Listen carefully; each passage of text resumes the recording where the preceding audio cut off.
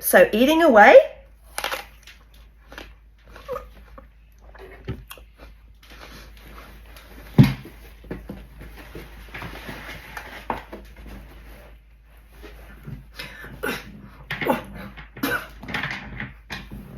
And that was the best thing that I did.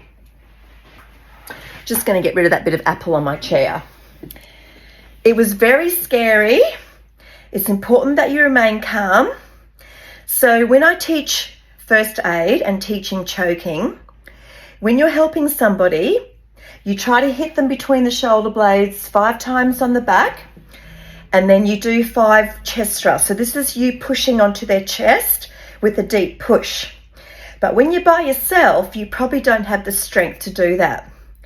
So the best thing to do, as you saw, was if you have a chair or something that you can use to push into your chest, that's the best thing to do.